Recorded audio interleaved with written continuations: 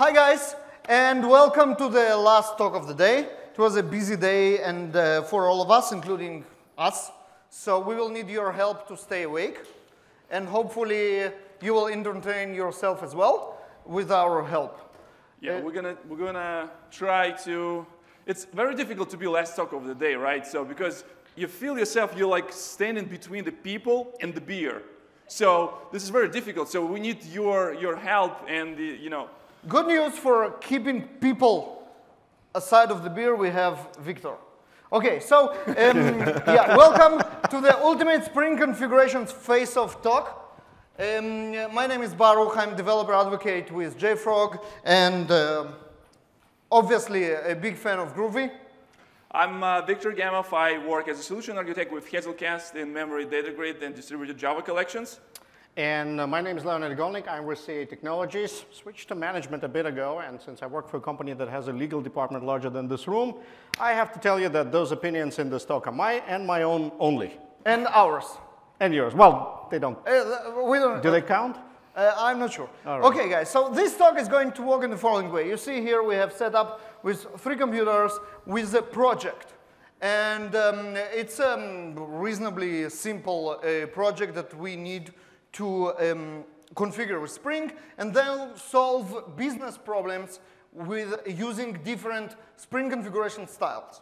So apparently I will do the latest addition to Spring framework, which is the Groovy Configuration.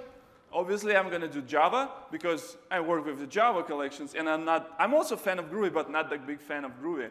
Well, and I'm the guy in management who stopped coding a while ago and stopped learning when I just learned XML, so I'm here to do XML. Hey, come on, XML.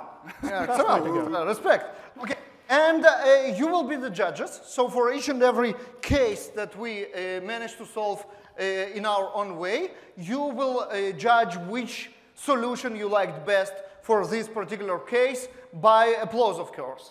We'll practice that in a minute. Okay, go ahead. So, and one other thing, when we're thinking about this talk over beers, that right. We're now standing between you guys and we already have we ours. talked about a face-off, a real one, and then we looked at Viktor and we looked at ourselves. We decided, no way, that wouldn't work. We'll keep it on the So we're going to keep it on the computers. Yeah, you can compete only intellectually with me, but not physically, unfortunately. No, that wouldn't work. Yeah, this is So, genetics. Since this talk was very important enough, no expense was spared, No and I have 2 expense was free spared. apps on this phone for that. Two free apps. 2 free apps, not 1, but 2. One of them is called the decibel meter, and that's how we're going to be judging the level of applause and figure out who won. So to obviously limitate personal preference for technology, personal friendship and stuff like that, Yeah. We remember Keynote yesterday when you showed up on the Keynote and people said, "Ooh, Baruch." Yeah, okay. Yeah. So don't vote for me, vote for Groovy. No, don't vote for Groovy, vote for XML. Okay, so go ahead. So yeah, we wanted to see your personal preferences and kind of what do you guys use at work every day, kind of in terms of style of configuration for Spring. So those that use XML, clap now. No, okay. That will drive the thing crazy. Okay. 79, whatever that means. Java and annotations. Whoa. 84. Nice. Nice. Okay, now I expect almost nothing, but that's just the start. We'll see by the end of the talk. So whoever tried to play with the new Groovy configuration in Spring? Yeah, thank you very much. Hey, Baruch, 61. There's a background level, so 20 points on you. Okay, good. All right. Sounds good. Sounds good. All right, so we have a slide deck. We're going to show you, explain, the theory behind the configuration and all this. Oh, by the way, we didn't ask about others. Oh, yeah. Anyone use any other type of configuration except of XML and Java? Like anybody crazy enough to use properties? Anyone knows about properties bins configuration in Spring? Yeah, okay, yeah. No, but no one uses it, right? Okay, so slide deck, and then for the rest of the time we will do the light thing. Okay. We have a bit of a setup with slides before we start. Yeah, right. Okay, so let me see. It's the kiosk. How do you do it in the kiosk? Well, anyhow, we don't have any more slides. The next slide says that. Yeah. So that's the. Yeah, this is a funny thing that we're going to do live coding and switching stuff. So 3 computers. Yeah, so technology is hard, okay? Yeah. Bear with us. And all the demos are live. And we have them multiplied by 3. And yeah. We're going to vote at the end of every round. And we'll count in the vote of every round, you're going to vote for the configuration type. OK, so Leonid, would you please describe from the business perspective what we are trying to achieve here? Sure. So sales called, as always. They talk to somebody and they sold them something. I tried to do my best to figure out what is that something is. All I know so far is it's a thing that gets an input through a web request, an XML. It's supposed to parse it and kind of store it in the backend system. And I talked to Viktor before the talk started. We already picked up Hazelcast as the choice of technology, so there's no choice for that. It's a good thing. Yay. It's a pretty simple system, right? XML in, store it, parse it, store it, and return some output. OK, so let's actually look at the real code, all the bytes and pieces that does not require anything special. So we start with. So this is the REST controller. We used annotations right away because this is not what you are going to judge. It's just the simplest way to do REST resource. And we have here a mapping import data that gets a string body and then parse it to a bin, which is a parser right here. So let's look at the parser, for example. Yeah, OK, I have this thing. This is cool. OK, so this is a very simple interface.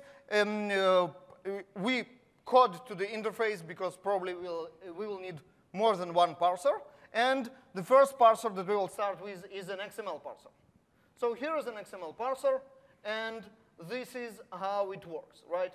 So it creates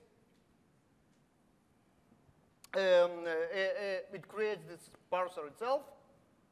OK, can you open this one? It's a XML mapper. Yeah, XML mapper. Sorry about that. Yeah, this one. Good. Thank you very much. And here's the rest of it. Yeah, so this is the actual part. It's a very simple state machine. It's a one-time usage parser. We take it, we create it, parse the code, and then close it and throw it away. We cannot reuse it. This is a very sophisticated technology. Probably there is a very good explanation why the hell it's one-time thing, but this is how it works, right? So this is the parser, and let's look at the Hazelcast thing that we have here. Instance the cluster. The cluster. Yes. Sorry. OK, and this is the class that actually inserts whatever they got into this Hazelcast map. OK, so it will print what had been saved and by which parser it was mapped. And that's for you to follow that we actually use the correct parser. When we try to use XML, the XML parser is used.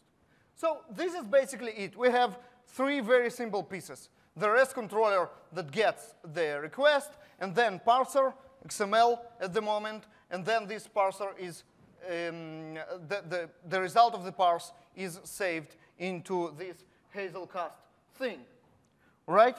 Yep, seems easy enough. So the first task that we need to do is actually create the Hazelcast instance, this guy. Yep. Now, Hazelcast, usually configured very simple with Spring. It has its own infrastructure, its own ready factory bin, but we will pretend that it does not exist for the sake of this talk.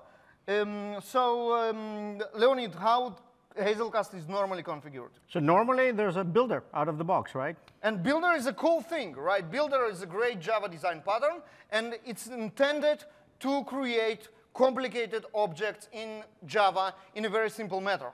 You configure all the properties, and then you just go build, and boom, everything is configured.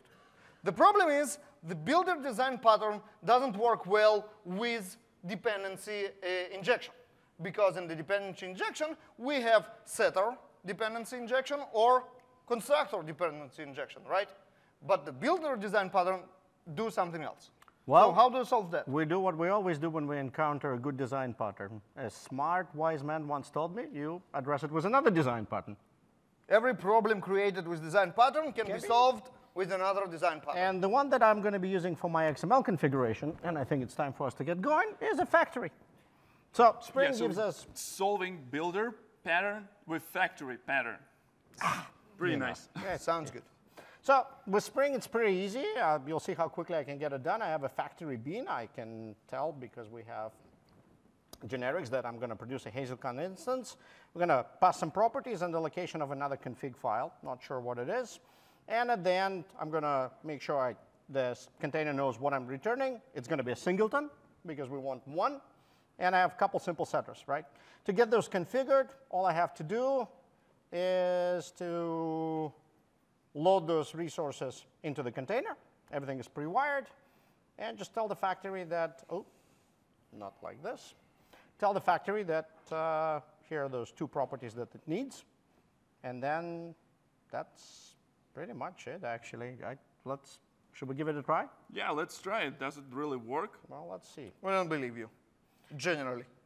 So for this setup, we're going to use Jetty and a nice plugin for Gradle called Grady. This plugin allows us to run web server, and our web server will automatically pick up changes what we do during this live coding session. So we're not going to need to restart the server. We're not going to need to do like deployment and stuff. It's pretty nice, agile, and very suitable for live demos, right?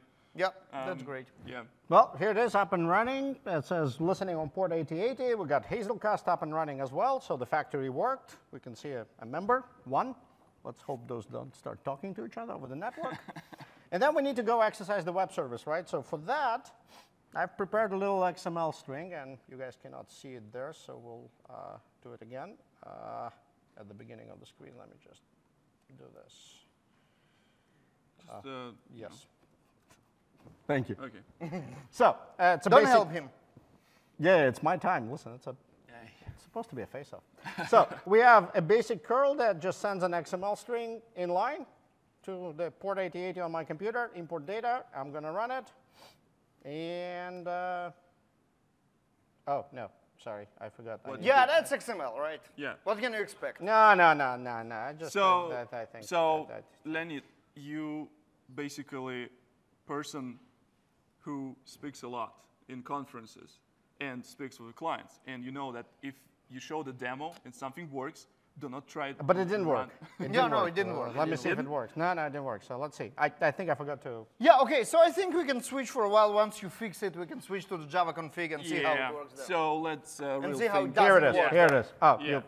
Let's see how the real thing works. So basically, as Leonid mentioned, that Hazelcast configured using the standard builder pattern. It's a combination of builder pattern and factory pattern. So we use the builder to build the configuration, and after that, we need to provide instance of the Hazelcast. So it's very natural for Java, to use that kind of patterns. It's nice and clean, and it's easy fit into the Spring Java configuration because if you can see here, this annotation bean, we annotate the method, public method that return actual instance of this object. So this is a real bean. What you return here is the real bean. Exactly. You configure it in the Java code, so you do what the right thing, the Java thing. So exactly. Another factory?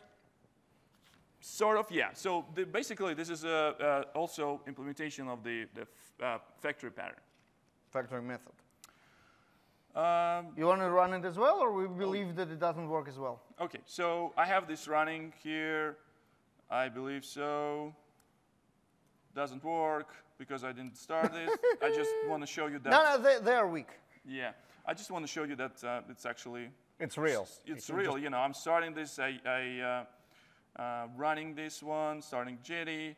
The Hazelcast configuration was successfully read, and now I can actually submit this XML piece. Nice. Works. Yeah. So as you can see, Java works flawlessly. No problem at all here. All right, guys. Two for two. 2 for 2. Yeah. OK. So I guess I will take a minute to explain the Groovy config since no one of you familiar with it. It's a concept that was borrowed from Grails into Spring 4.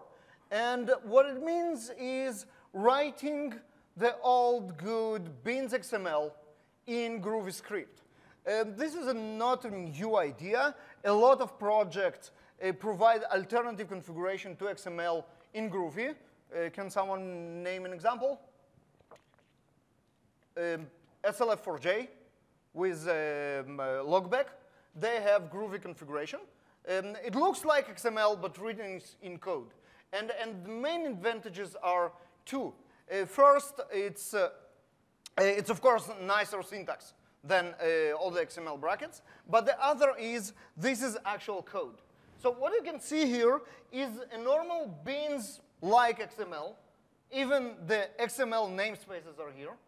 And then we have stuff like definition of the beans, all those. And we even can execute namespaces, but those guys are code. So when in XML, we actually write strings like bin name and bin class. Here, we use a method that's called parser, and we pass a value, which is a class name of the bin that we need to use. And here you have all the imports, because it's actually actual code. And IntelliJ can complete it to a certain extent, et cetera, right? So all those guys are exactly what you saw in Leonid's code, but I would advocate that they look much nicer. And as I mentioned, Groovy is code. So it looks like we can do the same as Viktor did with his code, because this is code. We can just use the builder pattern and return an XML instance. But the real question is when this code is running. So Viktor code is running when bins are created. This code is running when bin definitions are created.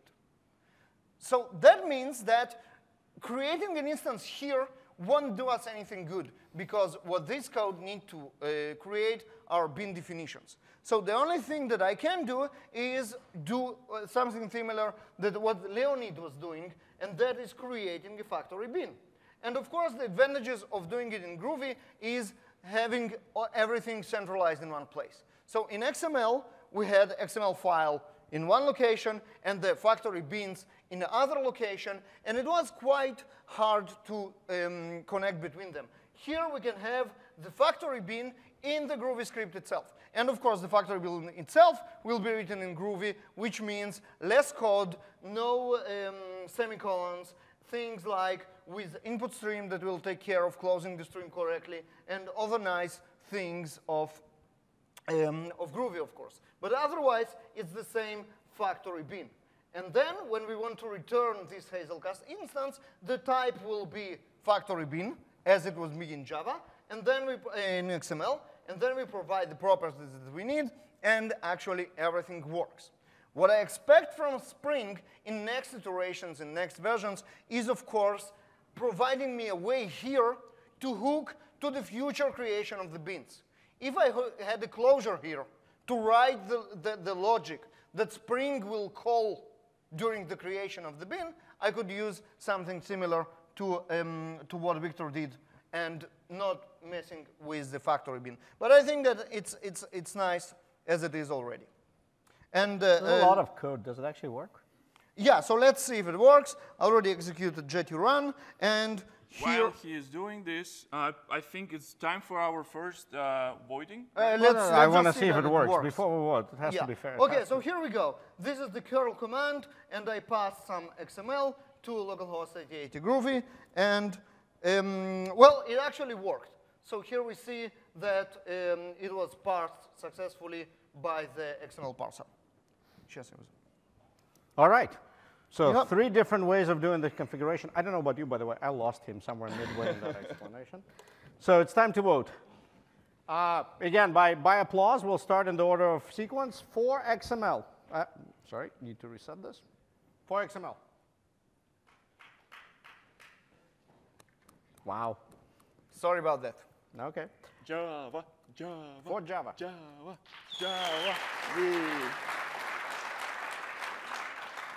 82. We don't need technology to know that Java is the best. So easy. For Groovy. That's all right. That's all right. That's all right. So I think Java scores a point. Oops, I think I broke something. Wait. So it didn't work? it's Groovy. It's this language with dynamic and stuff. It's like too dynamic for this thing, or probably just Wait. What did you do? You had a working demo. Why did you have to mess with that? You know what? I think I know what I did. I executed it twice, and I think it has nothing to do with Groovy. I think we have a problem in our code. Okay, let me see. Maybe Java has similar problems. So I've run it once. So let me start it. Oh, I have the same problem. Yeah. Apparently, the problem is not with Groovy. Yeah, maybe problem in. Mine doesn't work. Anyone knows what happened? Can we see the error? Yeah, this is on the screen. No, just for the stack trace. What it was? Oh, no. The content type is not exactly perfect, but it's not bad. Yeah, it's.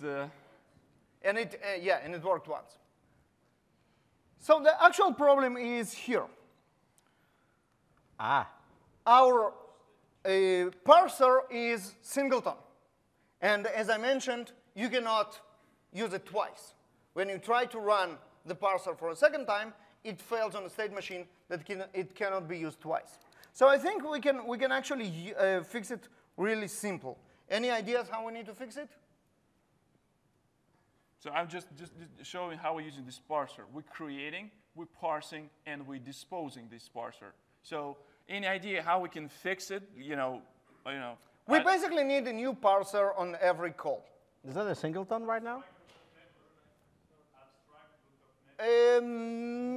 That's, I would say, overkill. That's a singleton. Any simpler ideas? Prototype is nice, but I think we can go wider than prototype. I think the request scope should work. Right? Yeah, because we're doing... That's a request, actually. It is a request. So let's try request scope. No, we can just do request scope, right? Yeah, so I'm going to go to my parser. Where's the XML parser? And I just do scope, right? So because each and every request, I will create the parser. Like, what would happen, No, that looks good. And I do... All right. OK, let's try it now. So let's see. My Graddy successfully restarted. Yep. And now it's almost up.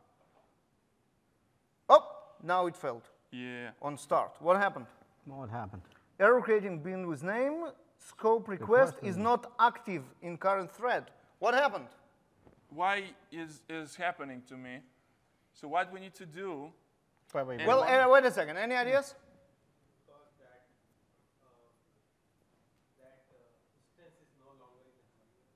No, not exactly. Go back to the error. Yeah, I'll show you once again. Huh? Yes, that's very good.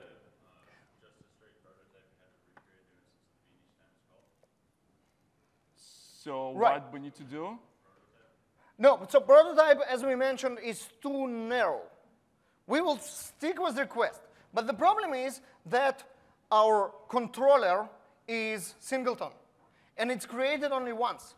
And once it's created, the dependencies are injected. And now they hold our parser inside the controller. And it is never refreshed. So how can we fix it? That's overkill. That's a lot of code. We want to do a simple annotation. We have to do auto-wire as a parser. We actually doing it is auto-wired. Yeah. It's auto-wired. And it's already on the request. What about a proxy? Right. Yeah. So what we need to do actually to fix it is to instruct Spring to re-inject this parser every time it is asked in the beginning of the scope. So every new request, although the controller already has this parser, it will ask for a new one. And it is done by one annotation. And Nikolai, it's still simpler than the abstract method injection. OK, it works. OK, let me try it a second time. OK. Now it failed again. Failed again. What happened? Once again, I gave this like create parser thing. Yeah, so still have this error. OK, so show me what you run. Yeah, I just did the same thing. Yeah. Yeah. Yeah, so let's try to restart the get jetty. Should work. Yeah, it should work. Okay. That should fix it. Okay, so, Live demo. Live demo. Okay, but it's not. Show me the proxy mode. Yep, it works fine. Proxy mode, yeah, that should work. All right. Yeah, that should work. All right, okay. So now it works. I declare it as working. We will try another time, but otherwise. Here we. I don't know. It didn't work the second time, so first time it works. Do you have a sigilip in my class path? I don't know, but it works. Pretend that it works. Ah. What can you do? Live demo. Yeah. All right, Leonid. What do you have to say about our solution? That's exactly what you needed. I actually like the solution that was proposed originally. No, well, but what's wrong in this one? I don't know. Code, you have to tweak it. I don't like it. Yeah. So what's the problem? I don't know. Let's see. Requirements. Yeah, what about them? New ones. How surprising. Never happens, right? Right. So remember I told you I've been doing this for a long time, so I grew up on the internet with like 2400 baud modem. We used to optimize things back in the day. Okay. Plus the customer wants that. Two Okay. XMLs in one go. 2 XMLs in one go. With a delimiter. So what do you want is... We want to send a couple of those in and get them parsed together and get the result. All Not right, one. okay. So let me show the code that I just wrote. It was very fast. Like a good cooking show. And now, and now what we have here is actually this import controller that understands delimiters. And if we have, that's a very complicated and bulletproof code that can never fail. And if we got a body that has 3 dashes inside, we will split by them. And if there are 2 XMLs split by 3 dashes, we will initiate 2 parsers, right? This is what we are going to do. Like, we will loop. And if it's more than 2, then it's more than 2. OK, so you want to try it? Yeah, I just want to show how this string look like. Yeah, so this is so the request. basically same XML. With the 3 dashes here. Yeah. OK, try to run it. So we run it, and we have another error. And now it failed because? Again, the parser, I cannot create the parser, but here, no, you cannot create the parser because it was already disposed. Yep. And that's because, I know why. That's because now we have 2 parsers in a single request. So request scope is too broad. What should we do? No. What should we do? What was another proposal about another scope? Someone mentioned prototype, right? Prototype sounds good, because prototype means that we can create any number of parsers for our request. No, yeah. OK, now let's try prototype. Prototype should work. Always works. Any ideas, will prototype work or not?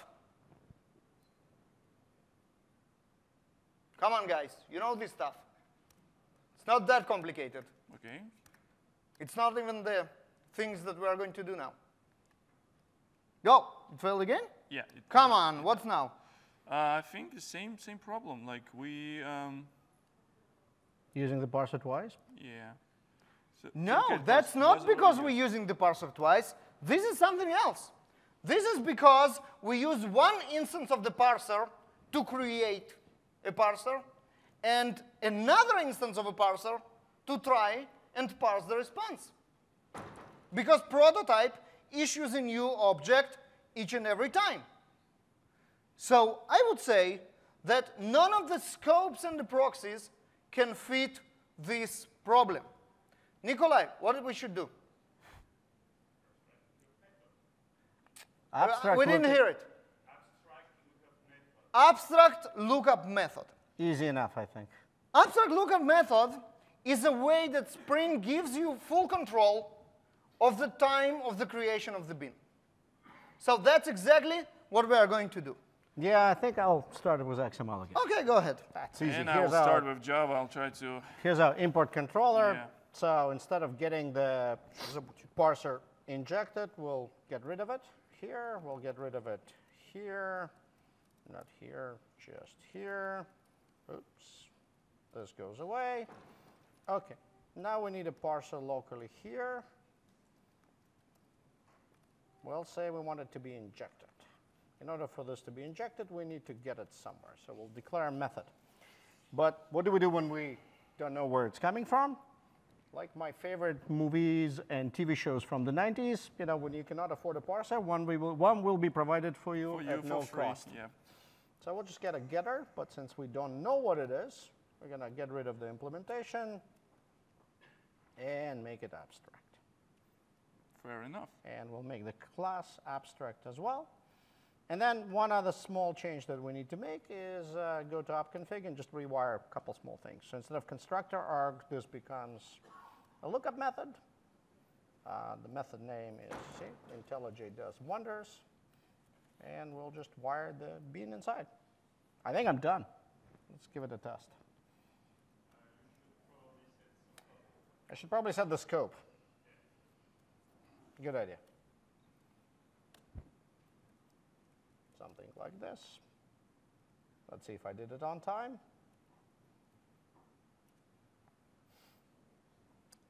It is thinking. Here we go. Let's first try this with one XML, I think. No, not with JSON. Where's my one XML? Here we go. No, that's JSON. We'll get to that later. Here we go. Wonderful. Multiple times. Multiple times works. Multiple times works, and let's try it with 2 XMLs. 2 XMLs does not work. Let's see why. Can't create parser, already used. Maybe prototype will fail. Maybe I didn't. No, I put prototype. I don't know if I put it in time. Oh, yeah, you're right. Not request. Thank you. Prototype. So let's get this guy going again. Gotta love when everything works in a live demo. Hazel cast is up and running. OK. Is there some request on us? Here we go. So single, multiple times, and then here's the double. Perfect. Wow, this actually works.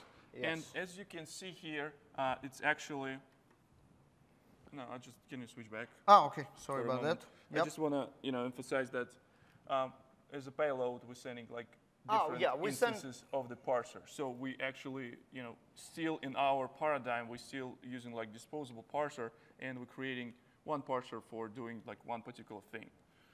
All right, so that worked. Let's see it's in Java? Yeah, absolutely. So import controller looks pretty much the same, but since it's a Java, don't have any problems with creating instance of abstract class and providing required stuff here. So in this case, instead of doing like automatic creation of this guy, of import controller, I'm putting it into Java configuration, and inside the method getParser, I providing this guy. So this is my Java config. XML parser would be created in Java config, and will be injected into import controller. Looking good? Yeah, looking good. Not maybe just one line of the code, but still, code is concise. There's no like jumping around between Java and XML.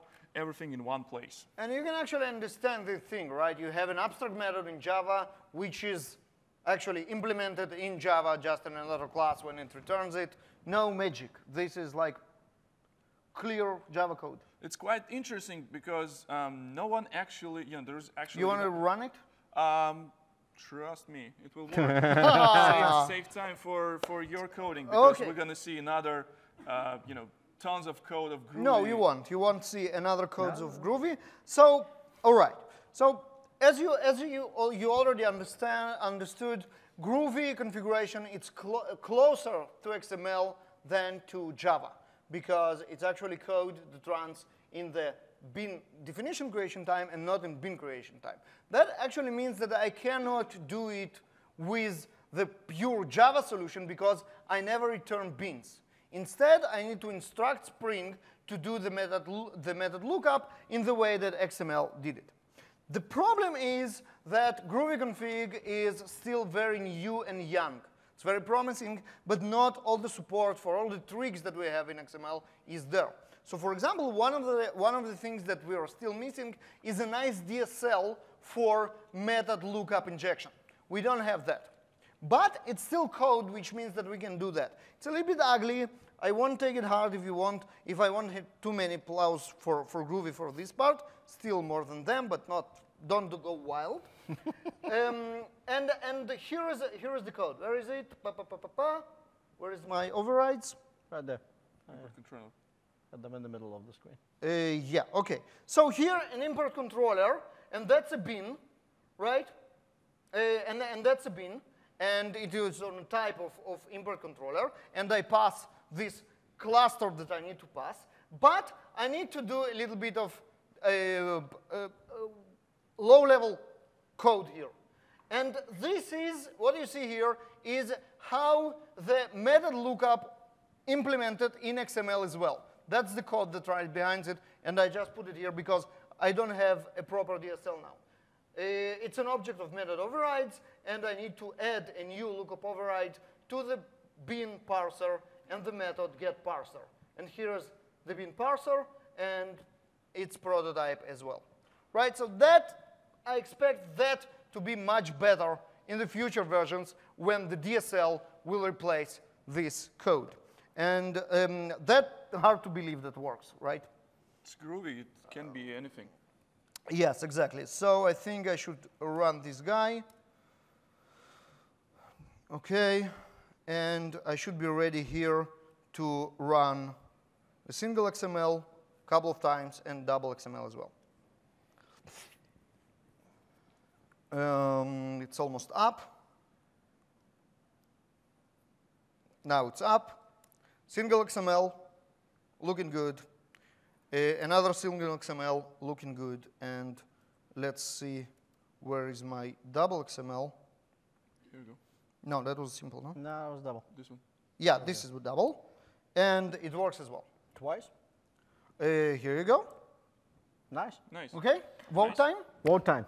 Let's do it. All right. So, as always, by applause, we're going to start with XML? XML. Yeah, we started with XML. All right. On the count of 3 for XML. 1, 2, 3. Kind of muted, I would say. Let's see, for Java.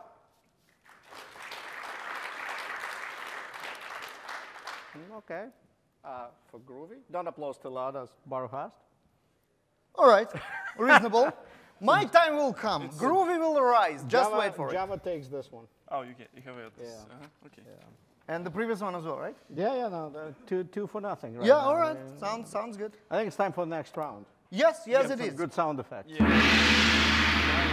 Yeah, it's about time. It looks like the boss came to port developers, brought us. Oh yeah, the new requirements. Yeah, listen. Yeah, the requirements round. I've been talking to a mobile team, and this newfangled thing they're doing with the mobile app. I don't know, it doesn't work on my BlackBerry, but that other thing. And they want this thing called JSON, but I wouldn't worry about it. It's like one of those fads that will pass. But for now, without doing too much work and like changing, rebuilding, we have those change control stuff. Right. Let's just get them a JSON parser. Can we do something about that? I have a question. What is the probability that we will need to switch back to XML? Oh, 100%. This is a fad. It will come back. So we're not going to make major changes. We need to do something quick and dirty. Yeah, quick and dirty. Easy stuff. Like I don't believe this stuff. So I'll tell you what. How about doing this change without even need to reassemble and redeploy the app? Just restart. Easy. And if you have to hack, just go ahead. Let's go hack. Sounds good? Yeah. All right, so you start with it. I'll start with XML. So we're back to where we stopped with method injection. Well, in XML, I think it's easy. I'm just going to change the app config. Here's my XML parser. I'm just going to call it, we have a JSON parser. Just in case you were wondering what's inside. Nothing special, basic JSON parser. The same, actually, as XML. Yeah. So that's it, I think. That's it? For XML, yeah, just tell the production guys, go change one line in the config. It's outside of the war. All right. So you want to run it? Sure. It was too easy. Too easy? So you don't believe it, basically? Yeah, it was too easy. Too easy? Okay, yeah. Let's get this running. Let me find my JSON string. In the meantime, I'll show you how it looks. Here we go. We got a very simple JSON string, username, password, XYZ. Nothing too fancy. It's almost there. All right, let's run it once. Run it twice. Yeah, all the rest will work. Once it works, it works. If you trust me. Yeah, no, but we already solved that, so that's fine. All right, well then, that was easy. Okay, so maybe I. Yeah, but let me. Yeah, because you were second. That's why they worked for you. You know, I already have like 2 points. And so they worked for you because you were second. So now I will go second. Okay, let's try. Yeah. Oh, that's the pattern? Yeah, that's what I figured out. Let's try. I'm a developer. Okay, so here we go. It was XML parser. Now it's JSON parser. That's the only thing. Now the beautiful thing about it, it's code, right? So this guy is actually a class. It's fully code completed, and here is the import. It actually works, and here is the old import from XML that I didn't delete yet. So this is code, and Jetty is already running. Let's try my JSON. This is XML. This is XML, and this is JSON, and it works. Another time, it works. Yeah, I feel better in a second, running second. That will be for me. Okay. Feels good?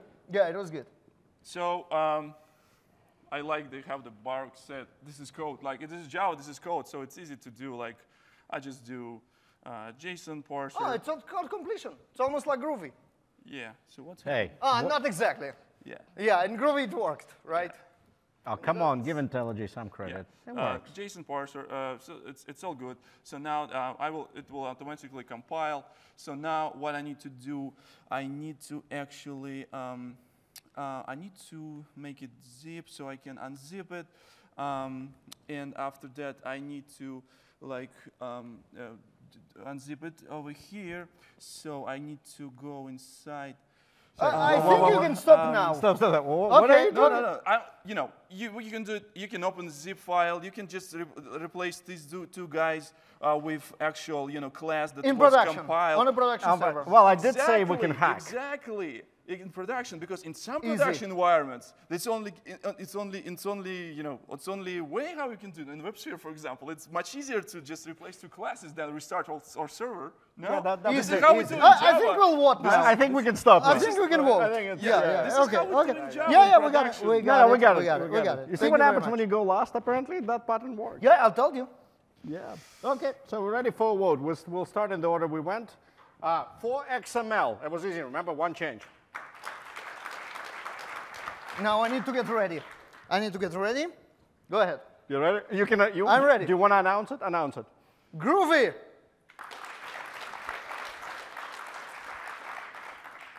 Do we even want to vote for this? Yeah, so because this is what we do, right? Right? Whoever changed the code in production just substituting classes? Who did this? Come on, guys. This is no shame rule. Yeah. Okay, let's vote. No Let's vote. Who is for Java? Nah. All right. Okay. Okay. It was mine, right? Yeah. Yeah. All You're right. So I want to go second next. There seems to be. Yeah. Okay. All right. Leonid. Oh yeah, next round. New requirements, as always. Let's see. But we have to formally announce it, right? Now it's official. So yeah, that newfangled thing with mobile and JSON. It sticks. They said it's permanent. They wanna keep using it, but we all set. It works with JSON. As outside of work as an aspiring politician, I also have a server in the basement that I keep private. That one has to stay in XML. I'm not changing one. I'm too old school for this. We're sticking to XML on my server. Production guys can use JSON. They can do whatever they want. And how do you want us to know when is what? We can give some kind of external configuration. Environment variable? Sure, that will work. Environment variable. Yeah, I'll go talk to the production guys. I think we can convince them. Okay, sounds good. All right. You want to start? Well, we know what happens when you go first, but yeah, sure. Why not? Go ahead. So I think in XML, it's actually pretty easy. Let's go. What will you use? Well, there's this thing in Spring called profiles. Profiles. All right. Who has used profiles here? Okay. Those of you that haven't, give them a try. They're awesome for things like testing, test configuration. And having a server in the basement? Yeah, private server in the basement. Yeah, sounds good. All right, go ahead. All right, so all I have to do is just go to my app config, add those two sections, beans and beans, and there's this profile thing that I can tag them with. Wait a second. IntelliJ actually complains that you have two similar beans here. I'm sorry, as a devout IntelliJ user since 2002, I can tell you, IntelliJ does it right. Here's a little control. I can say, show me what's going to happen if my profile is JSON. And voila. Neat. It's a good idea, man. I think I'm ready to go with the subscription model. Oh, yeah. Not really. So going back to this, so easy. I can have both profiles. In JSON, I want the JSON parser. In XML, I want the XML parser. And then when you go run it, it's also pretty easy. We'll go to... Don't forget the environment variable. Yeah. Where's my export? Here we go. Spring profile's active. We're going to set it to the newfangled thing, JSON, and then just run Gradle. Give it a second. First, we'll send it XML. It should fail if it works correctly. And then we'll send it a JSON string and see what it works. You see why you're not developer? We would only check that JSON works, right? Yeah, yeah. Final quality is important. XML fails. Here we go. Let's see why it fails. Probably some kind of parsing error. Yeah, here we go. Cannot parse this thing. Makes sense. And it's a JSON parser we already see. And here's JSON. Let's go up. Here we go. Multiple times. Works like charm. And what I like about it, everything is one place. My ID tells me what the hell is going on in different profiles. Easy to visualize. Easy. Yeah. Okay, okay. So how about Java? You want to code this thing live? Okay, so it looks like, yeah, no, I will, I already did this. Why, you bragging about like how Java, cannot replace the classes. I already wrote this, lots of stuff because, Java is awesome, right? So I can use the same trick, right? So if I don't really know right now, like what kind of parser I want to have for a particular profile, I just make this configuration abstract, right? So this is pretty cool. And I have just particular configuration for JSON. So in this case, I have this class called JSON Parser Configuration. That's extend application config. And voila, the profile JSON, this will activate. There's nice annotation. And the rest of the stuff is pretty much the same as guys show. Wait a second, how many config files you have now? Well, so now I have one for XML and one of JSON, which is nice because separation of concerns and keep stuff. Keep counting. So now I have an application config, which is abstract. Keep counting. I have a JSON config and the XML parser And config. one more starts with M. Okay, all right. So now I also need to use this annotation component scan, so this configuration can be merged together. And so now I have like 4, but I have a separation of concerns. My code is separated in different classes. In many classes. Listen, very that's nice. I think this is the most bug-free class I've seen the entire day. Yeah, that is good. This is good. No bugs. Yeah, no, but it's a warning here. I see warning from IntelliJ. It's a warning. Yeah.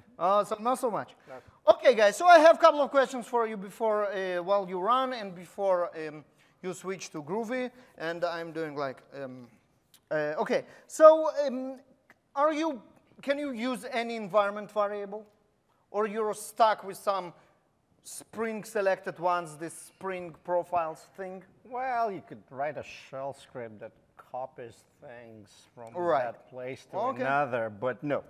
How easy it is to fail with a good exception that makes sense, like illegal state exception? You mean like in the middle of the night to the operator of this thing? Do we care? If we care, well, yeah. Let's start before that with a good typed exception with a good message. How easy it will be to fail I would have to write if the environment variable wasn't set at all, for example? How easy it will be?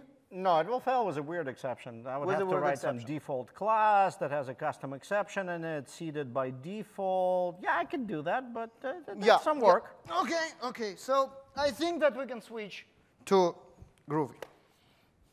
Okay. Groovy is code when beans are selected, what should be run. And this is the gold spot. Here we go. Just switch on any environment variable, or actually on any expression that can evaluate to Boolean, and then just cases For JSON, I want to create a JSON parser prototype. For XML, I want to create an XML. And if none of them found, I want to throw a nice illegal state exception, can run without a profile. And of course, let's see that it runs. That's all? You don't need like an empty class? 4 of them? No. Okay. I don't need 4 empty classes. OK, and now let's see how it actually runs. Jetty is already up. And here, I will try, as Leonid suggested, XML first.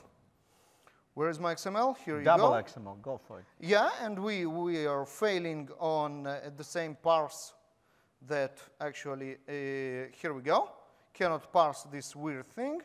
And now, let's try the JSON thing. The old JSON. Yeah. Where is it? Here we go. And it's successfully parsed. Right? Want to show us double? So is it like a double JSON? Double JSON. We didn't have this requirement. Is it like really required to have this Spring for Files active thing to activate this? You bragging to us that. Oh, that can be anything. It has nothing to do with Spring profiles. The only reason I named this environment variable this weird name is just because of you guys. OK, so you want to match us. OK. OK. All right. So you can name it whatever you want. If there's no profile, like, can you give us like a meaningful message? Illegal state exception cannot run without a profile. More than that? Yeah. I think that's the time. I think now it's a good time to vote. It's pretty good. You can't argue with that. Yeah. It's pretty good. Yeah. So let's. Where's all right. machine? Time for another vote. Hold on a second. Not together, please. Hold on. Let's we start have on a the race left. condition.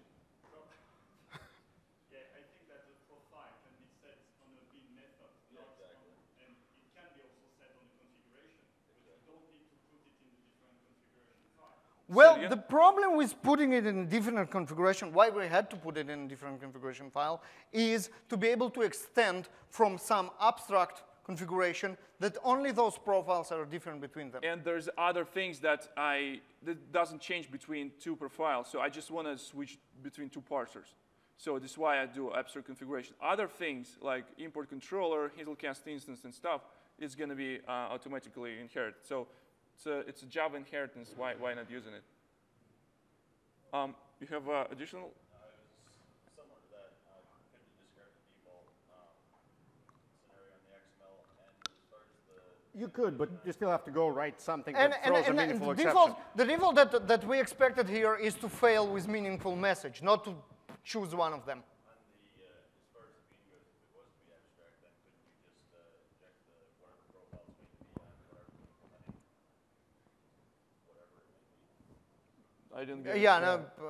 Could you rephrase it? Like, what do you mean? Where you're going to be instantiating that from, whatever it is it's going to be calling, whatever that method is, could the profile annotation not be on that? It's going to be being created somewhere, yes? Well, yeah, OK. So I think I know. The thing is that your main configuration, you could spare it because the app config, it doesn't have to be abstract. It could be with a profile, and then you can extend from that. Well, yes. That's a solution. All right. All right. Thank you. One last comment. In which of the solutions? In the Groovy solution. So again, Groovy solution has actually nothing to do with profiles. It's just a normal Groovy code. And the only reason I selected the name of the environment variable to this one is just to be consistent with the other guys. This has nothing to do with profiles. And it's a pure code. So you can do here whatever you like. You can fall through. You can do if instead of switch. You can put any kind of a selection logic out here. The idea is that the bin definitions that I input into my context are totally programmable. I can select which bins go through. This would, in XML, would take writing an if in XML, right? And this is what profile trying to solve. I've learned XSL for that. Yeah, no, you don't want to do that.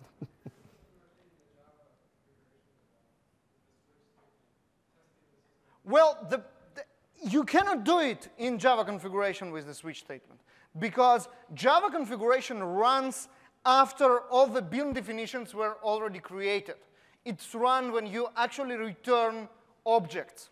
And what we need to switch here, what we need to select from, is different bin definitions. And different bin definitions are created and decided upon in a totally different phase. In this phase, not where the Java config runs. But you could do it if you use an anonymous instantiation, so not reference a method with a bin definition, but just Yes. directly.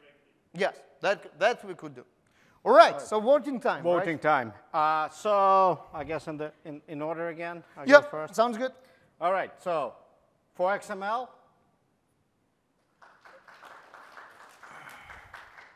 I was worried. I was really No, it was not bad. All right. Java? For Java, Java? Yeah, Java. You can do a lot of things with Java. yeah, Java's pretty quiet. Oh, you're getting ready to start? You want to announce it too? Come on, go for it. Go ahead. For Groovy, it took me for just a few points. It sounds like more. I don't know. It sounded to that thing. Yeah, but anyhow, So it's maybe mine. Tie? No? Yeah. No, Tie? no ties. Tie? No. Yeah.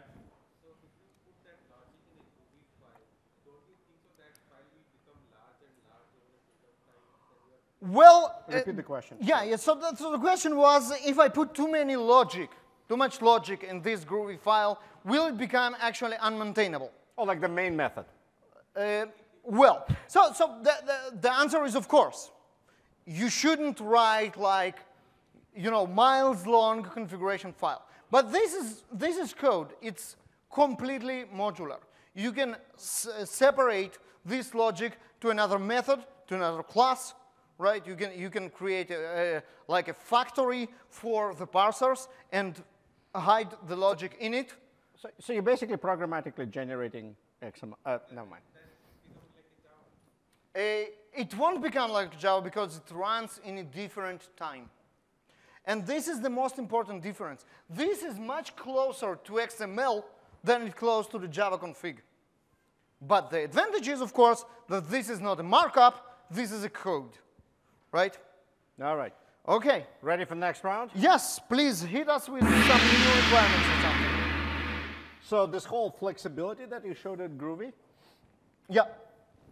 I was talking to the guys that run the thing, and they just bought this new configuration management thing, and no more environment variables. Apparently, they want us to connect with to your bloody enterprise. Well, listen, man, that's what we do. So yeah, they want some fancy configuration management thing to be hooked up to this because environment variables and clusters of servers too difficult for them. I don't know. So We gotta do basically, something you're about saying us that it's we need to make a decision of what the application configuration needs to be. Which running. parser we need to use based on some enterprise stuff. Yeah, So there's it this. sounds- And we're still keeping XML. Yeah, for your this. basement server, of Yeah, course. yeah. So my suggestion would be we won't actually get a new configuration server here, but we will prove the ability of configure it whatever we like from. It could be database, REST API, whatever. And I would suggest if we can read it from properties file, will it be close enough? Sure, if you don't have a fully Dockerized enterprise configuration management system on your laptop, yeah, we'll have to do that. I have some of it. I have Artifactory running Docker. Okay, fine. Let's just stick to the property. All right, so we will do it with the properties file. So idea is to have, to show if it works with properties. A property would be our configuration switch instead of sticking to the profile. So in this case, the profiles is more like a Springish thing, or plus we need to do some external configuration, or before we start the job, we need to export this variable. But now we have some external sources, maybe web service, database, or whatever. So in in enterprise world, if it works with properties, it will work with everything else. Yeah, that sounds good. So let's do it. And Okay. I'm going You'll first start? again. Go ahead. Okay, another mistake, going first. So I have this property, parse XML in my XML config file. Pretty easy. I just want to select a different config based on almost like profiles, almost like if in XML. Oh my God, this is going to be horrible. I don't know about that. See, it's pretty easy. So this parser XML thing. And then I have two different config files, one for the JSON parser, very simple one, right? There's nothing to it like the one we had before, and one for XML parser. We also have this property files that we'll use very easily. Parser impl set to XML, I think. Good enough, right? So how the hell do we get this thing in here? But right? You have a normal way of parsing properties files in Spring. Well, the property placeholder configurer. Yeah, who thinks it will work? Who can tell me why it wouldn't work? Because I know it's not going to work in XML. I know my XML. So the property placeholder configurer runs too late for this to work, right? The file gets included when it gets read, right? The beans and the configuration, if I use the property placeholder configurer like we're using up here, right? Right? It doesn't matter. Well, I don't want for the server to wait. But one thing I've learned over, God knows, since 2002 when we started with Spring, okay. If you think you need something from Spring in terms of extensibility, it's probably there. That's the good news about the framework. Sounds good. So in this particular case, I know that the application contexts have a lifecycle hook that I can go hook up to. And here's how you do it. You just go to your web XML. I have this usual XML web application context defined here. Normal app config. But you can also have a lifecycle method called initializer. So I just go and register my own initializer for that, right? So using context initializer class that I just wrote, parse selector, I can do whatever I want. I can connect to the database, and I wrote the one that just does it with properties here. Here it is. So it implements the application context initializer. It's almost like a Bean Factory post processor, but for the application context. Yeah, same idea of lifecycle, right? And here it is. I just load the properties from the parser properties, and I inject them into the context. Seems easy enough? Seems easy enough. Right? And yeah.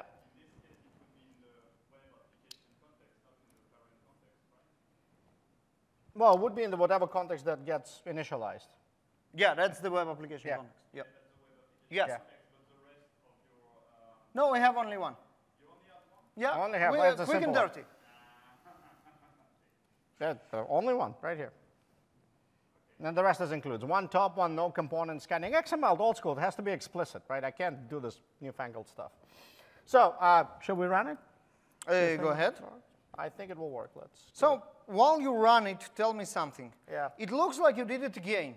You spread your configuration between more files. XML and Java. Not only more files, different types of files in different like folders. One goes into resources, the other into classes. I'm not sure I'm a big fan of that. Yeah, there's a bit of that.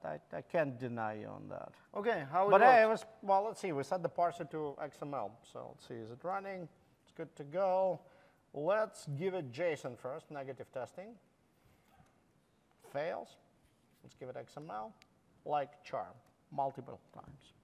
Pretty easy stuff. Nice. Yeah. If you don't trust me, I can go change the property file, restart it it. looks good.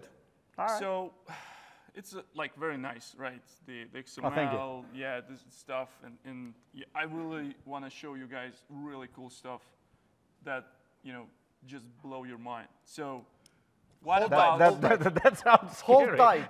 yeah, just hold tight. So okay, time for lifeguarding. So for this particular case, I need to create my own annotation. So I call it JSON because I want to use this annotation to activate my configuration. So, and with this annotation, I also want to do configuration. And I will annotate this guy with my JSON annotation. And it has meta annotation of configuration on it, so it becomes configuration. Cool. Yeah, and so now I need to have some ability to to choose when I can activate this. So I throw away profiles, and the Spring has a very nice thing called condition. Oops, sorry, it's Conditional. Yep. So as a parameter, it will acquire class that will do our, choose like when this configuration should be activated. I call it on JSON condition.class. And let's create this. Okay. And here where the logic goes. Exactly. So I do. Oops, it's annotation. It's a conditional. This guy. So, and this guy has method matches. So it's just a true or false, and whatever I can provide here, any, I don't know, like this, for example. So you are going to parse the properties here? Yeah, exactly. So I'll use the Spring facility to find my, my property file. So import properties, and I will find my JSON.properties. So let me actually create. I will put it somewhere outside of the var so I can be, you know, easy configure this stuff. So I do parser.properties.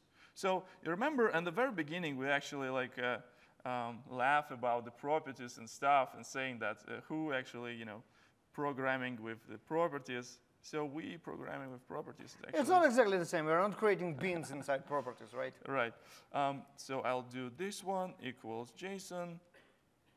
So I need to fix some compilation errors for some reasons. I don't see it white. Okay, so what does it say? It's good. It's good? Why it's red? It's red? Yeah. Oh, okay. Extra. Yeah. Yeah, no. Now it's better. So, and how I can, so, okay, so you have this annotation and then code that actually returns true if this conditional should run. Exactly. That's the idea. Yeah. Now let's see if this Lifeguarding even works. At least it's up. It's up. And when I try to send, let's send XML. That should fail, which is expected. With the parsing? Yeah, with the parsing. And let's send, where is our fancy JSON? Where is it? Yeah, this guy works. How cool is that? Yeah, custom annotation, custom nice. logic. So in Not this bad, case, not bad at all. you can put whatever code you want. You know, any external configuration server, REST, or you know. So it took you one annotation. Yeah. And no, actually more than one annotation. Annotation per every condition. Yep. And then, which at least two, and then conditional per every condition. Yeah. Okay, so we are looking at 4 Java files here, at least. Yeah, but it's, you know, it's a Java. Yeah, it's a Java file. Yeah, the more the merrier, right? Yeah, that makes sense. Okay, Leonid, can you please do this sound that is appropriate now before we switch to JSON, to Groovy? Oh, really? You want the gong? Yeah, not the gong. I want the vote. That's oh, that sound. the another one. That sound. Where's that sound? There was a sound somewhere. Oh, come on, Leonid. I know I had it somewhere. I don't remember. 1 second. Live You just want me to fail. I know. You don't know?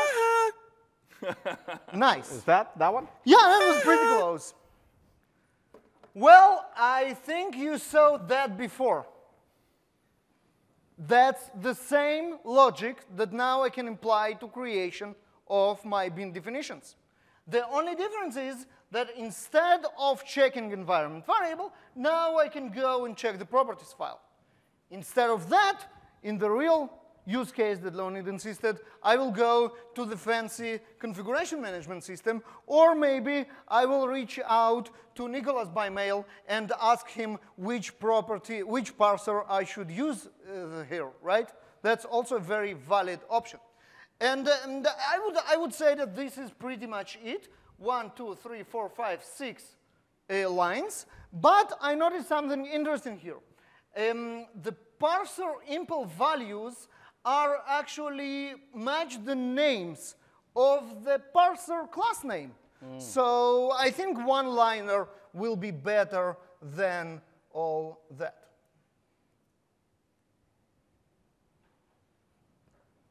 I want to create a parser, take the value from the properties file, add parser to it. This is the class that I actually need. Oh, the security guys are going to be so happy about this. Yeah, exactly. And you want the previous version? I don't want to live on this Whatever you like. anymore.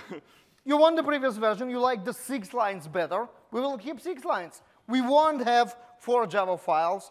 We won't have a totally different just do standard methods. hijack of the life cycle that lives somewhere else, well, I think I made my point. All right. Voting time? Voting time. All right, let's get set up here. I think I know how it's going to go, but let's try. So, for XML. Okay, there's this like, polite vote, you know. Like, you ready? 4 classes. For modularization. multiple annotations for a simple thing, for Java. Yeah. Wow, listen, nothing sways those guys. Yeah, all right. For a one-liner with a security problem. Or 6 lines without a security problem. Okay, fair enough.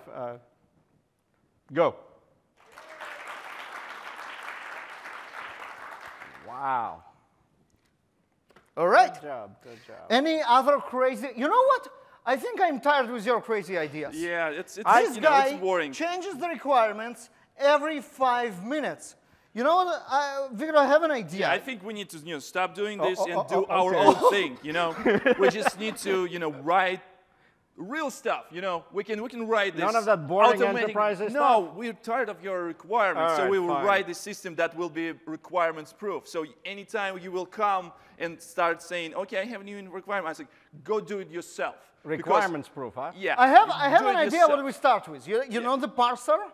Yeah. I want to be able to change the parser not only without reassembling or redeploying, even without restarting the server. Exactly. So this guy is going to come in the morning, I want additional log in the parser, and we're like, done. Straight on production. Right. Nice. Yay. This is how we're doing, right? Huh? Right? Last Agile. round. What do you say? Let's start bottle. Well, you know what? I'll tell you a secret. Okay. Oh, wow. Going back home, I've been practicing. Now, this is something interesting. All right. You know, I go back home, turn the mic on. So what are you going to do now? What are we going to do now? Let's see. So no changes here in import controller, right? Whatever we had. You wanted Groovy? Yeah. I've been listening to you guys. I'll give you Groovy. Show us Groovy. Easy. So let's go start with the app config.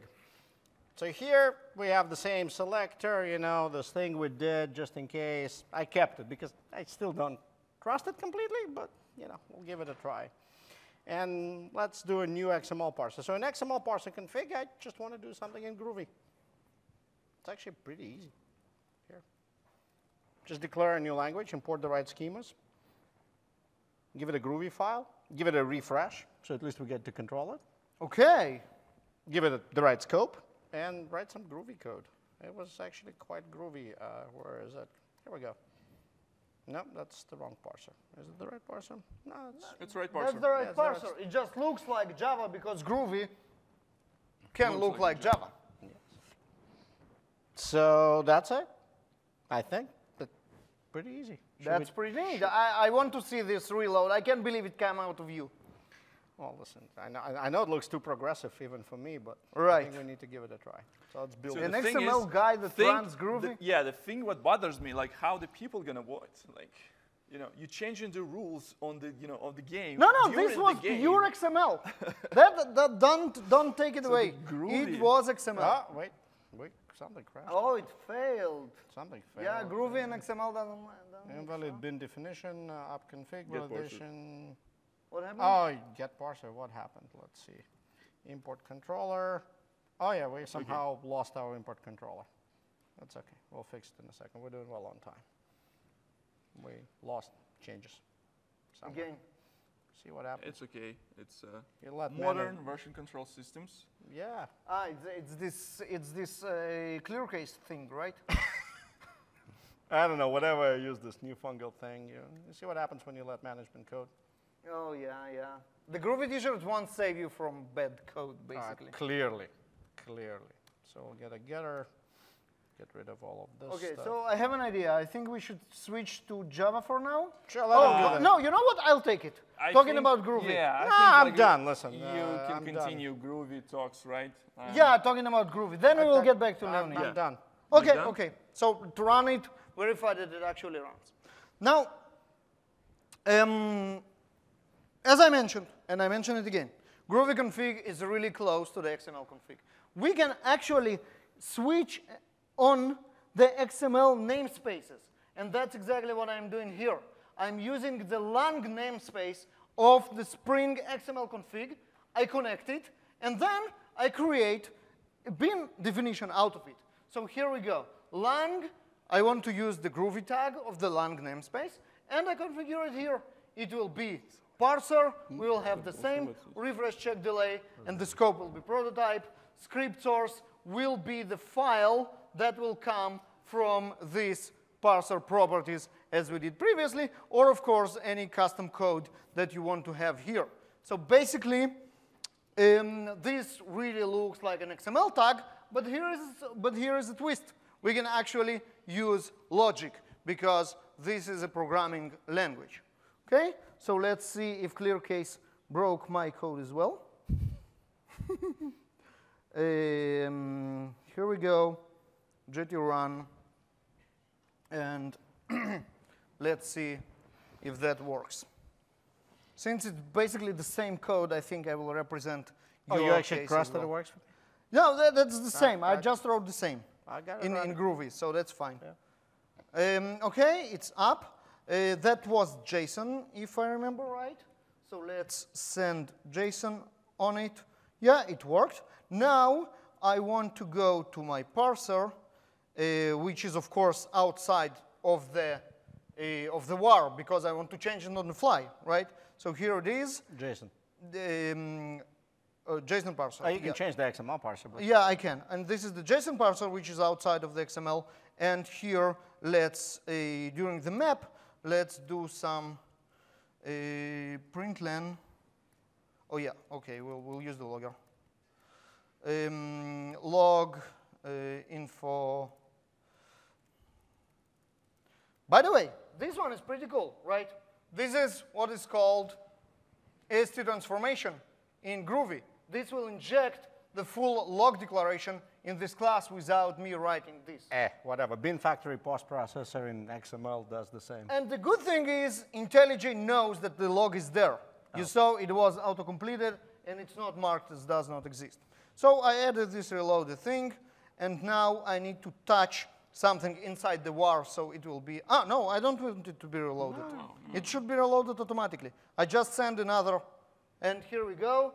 It was reloaded. How cool is that? And now I really want to see how Java, the diamond in the crown of the programming languages. By the way, we're at the tie right now. And Spring configurations actually does that. OK, so actually the idea here is very, very simple. And it basically maybe doesn't require to write a lot, because I will just go here and do thing like vote for this issue.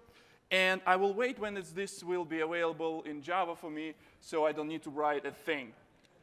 This is how we're doing in Java. We're complaining about things. So, and if you guys like this feature and you really need this, I encourage you to go to this Jira in Spring and vote for this one. It's actually very easy to remember. It's actually a pretty nice get. It's the 12300. So it's really easy to remember.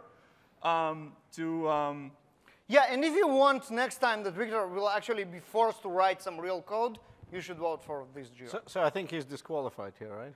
No, they will vote for him. Why not? I don't know. He hasn't produced. Okay, anything. all right. Okay, now you're disqualified. Java is disqualified. Well, let's vote on XML and Java and Groovy. No Java. No Java. No, he's disqualified. All right.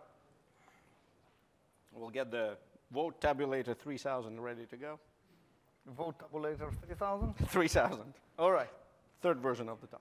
So, now we're going to go with Groovy first. Go ahead. For Groovy, pure Groovy.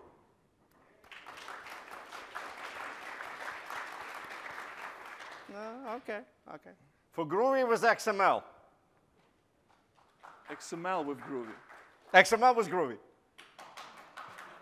Yeah, so apparently makes a difference. Yeah, not that strong of a showing for it. Okay, so conclusions are clear. I won! Well, yeah, so... Well, yeah.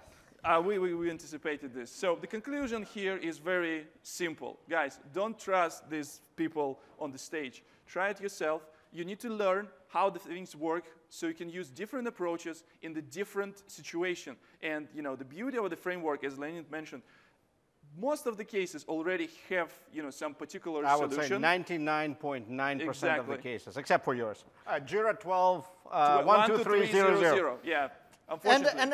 And the real, well, what actually we expected here is to be tie.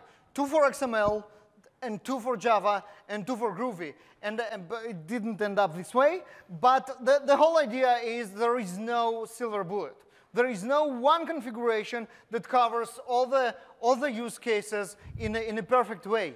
And Spring makes it very, very simple to mix and match. You can have a Groovy configuration by side with XML configuration that loads Java config, or Java config that loads XML configuration and Groovy stuff. And you can actually specify the right bin in the right configuration. When you need logic in the bin definition creation, you go with Groovy. When you need logic for using a builder, you're going with Java config. When you need something which is very easy for old people to understand, you go with XML. We obviously couldn't cover other things that's available. For example, EL in Spring, we didn't talk about this one. But we just want properties. Yeah, the properties, obviously. So Spring Boot, there is a session in Spring 1 that didn't mention. Okay, I just mentioned it. So yeah. Yeah, Spring Boot. So it's another way. They did lots of very nice things for simplifying development of web applications and specifically automatic configuration, stuff like that. Convention over configuration. Right. Exactly. Yeah.